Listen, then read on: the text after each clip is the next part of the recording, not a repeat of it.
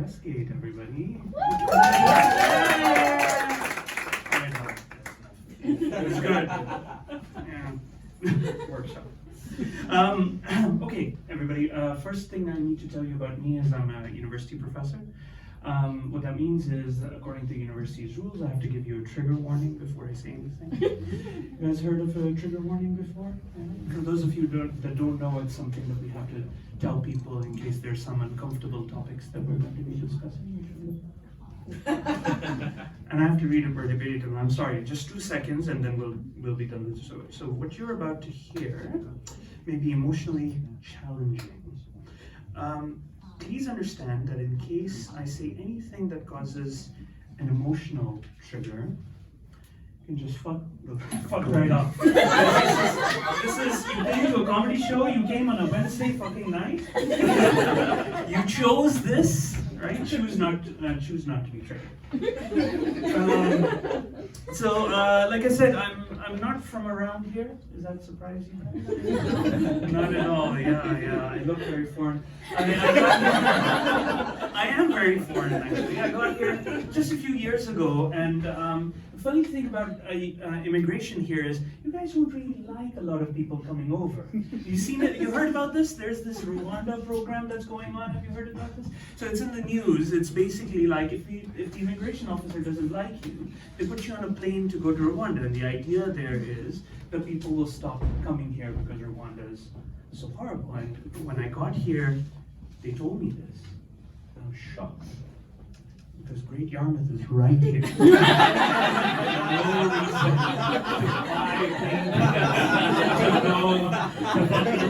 Put me in Great Yarmouth, I will swim. Sorry, Great Yarmouth. But I think of Great Yarmouth because I was doing a gig there just 3 weeks ago, actually. And I did this joke, and somebody in the audience got really, really upset. And they stood up in the middle of the joke. They stood up and they said, "You fucking foreigners." You fucking foreigners. You come here to steal our jobs and take our women. I said, "My God, I can take your women." Something amazing. Everybody else knows this. That's why everybody's trying to fucking come here. That evening, that's exactly what I did. The problem is, police tend to frown on that sort of thing. But it is Great Yarmouth, so they let me go. Let's see. What else can I tell you about me? I'm a Muslim. Does that make you uncomfortable? Not in the least, right? I'm a Muslim. There's Muslims. We know them, right? I tell you what. I'm born into this. I love being a Muslim. I love Islam. Muhammad, great. Everything about it except for one thing. Too many fucking Muslims.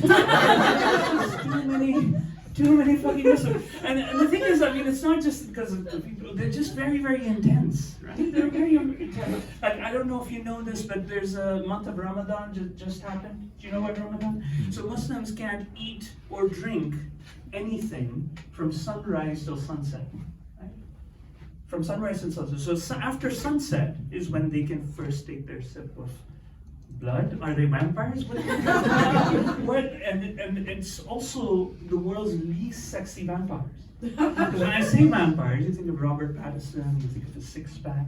Nicolas Cage these days, is that a more updated reference? Six-pack, I don't know if he's gone. And sparkles. Yeah.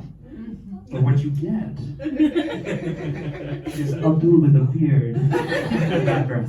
And that's not sexy for anyone. That's not sexy for anyone.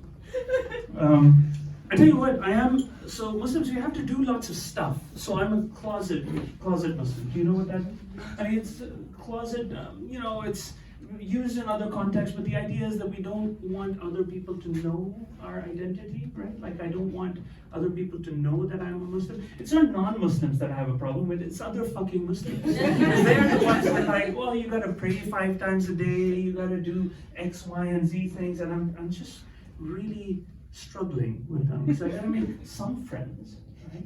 But I want to do stuff. Like I'll call them up and I'll say, well, Abdul, you want to play some Call of Duty? And they're like, well, I've only prayed 3 times a day. I need to catch up on my prayers. I'm like, oh, shit. I'll call Muhammad. Want to play some football? He's like, no, I gotta volunteer at the mosque. That's a good thing, right? Volunteering at the mosque. I'll call Hassan. I'll say, Hassan, you want to play some cricket? And so be like, I have to plot the downfall of the Western civilization.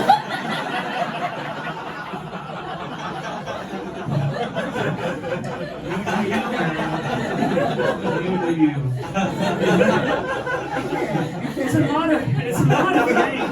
And you have to ask yourself, right? Muslims have nothing, right? In the world, they've been praying 5 times a day for years, for centuries, right? They've got nothing to show for it. Or at least that's what you think. Because I did the research. I told you I'm a professor at university. That means I got to do lots of reading and shit. And I looked this up. It's on YouTube. Muslims had a conversation early on. They had a conversation with God, believe it or not, right? And God had a conversation. The Muslims are like, God? God's like, these people.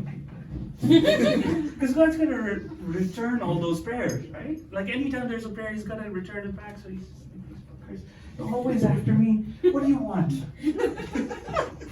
Muslims are like, please God, we love you the most. We pray the most and we like to have something for ourselves. God's like, okay, tell me what you want. You see, can we have sex and drugs and partying? God's like, I'm sorry, Christians, we cheat well.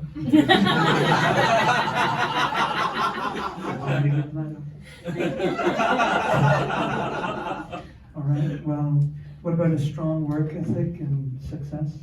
Like, the Hindus and the Buddhists, you already give them that. Like, oh, okay, what about lots of power and lots of wealth? And God says, I gave that away, but I can't say to who. To who? God's not anti-Semitic. You laughed at that. Who's the anti-Semitic? Anyway, I didn't really end on a high note, but that's my time. Thank you, everyone.